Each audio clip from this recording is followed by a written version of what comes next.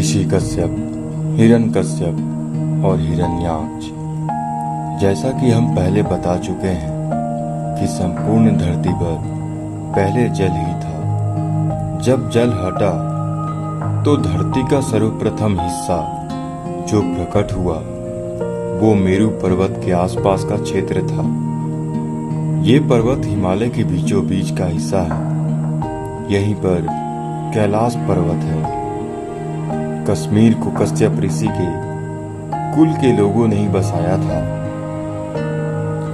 ऋषि कश्यप एक ऐसे ऋषि थे जिन्होंने बहुत सी स्त्रियों से विवाह कर अपने कुल का विस्तार किया था। आदिम काल में जातियों को विविधता आज की अपेक्षा कई गुना अधिक थी। ऋषि कश्यप ब्रह्मा जी के मानस पुत्र मरीचि के विद्वान पुत्र थे। सुर असुरों के मूल पुरुष ऋषि कश्यप का आश्रम मेरु पर्वत के शिखर पर था, जहां वे पर ब्रह्म परमात्मा के ध्यान में लीन रहते थे। समस्त देव, दानव एवं मानव ऋषि कश्यप की आज्ञा का पालन करते थे। कश्यप ने बहुत से स्मृति ग्रंथों की रचना की थी। पुराण के अनुसार सृष्टि की रचना और विकास के काल में धरती पर सर्वप्रथम भगवान ब्रह्मा जी प्रकट हुए। ब्रह्मा जी से दक्ष प्रजापति का जन्म हुआ। ब्रह्मा जी के निवेदन पर दक्ष प्रजापति ने अपनी पत्नी असिकनी के गर्भ से 66 कन्याएं पैदा की। इन कन्याओं में से 13 कन्याएं ऋषि कश्यप की पत्नियां बनी। मुख्यतः इन्हीं कन्याओं से सृष्टि का विकास हुआ और सृष्टिकर्ता कहलाए। उल्लेखनीय है कि ब्रह्मा के पुत्रों के कुल के लोगों ने ही आसपास रोटी बेटी का संबंध रखकर कुल का विस्तार किया।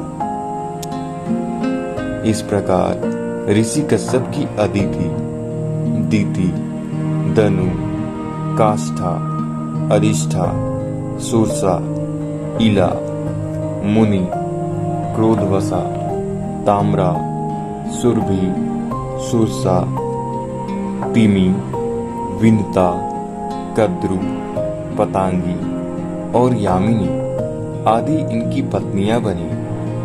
इन पत्नियों की कहानी भी बड़ी रोचक है।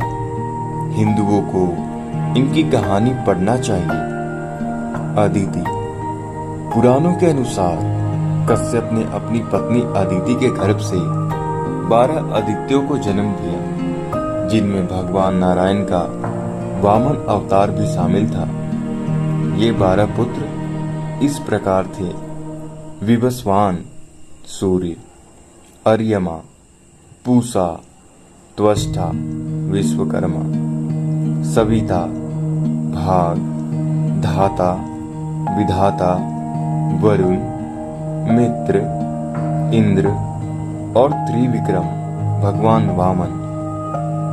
माना जाता है कि ऋषि कश्यप के पुत्र विवस्वान ने वैवस्वत मनु का जन्म हुआ।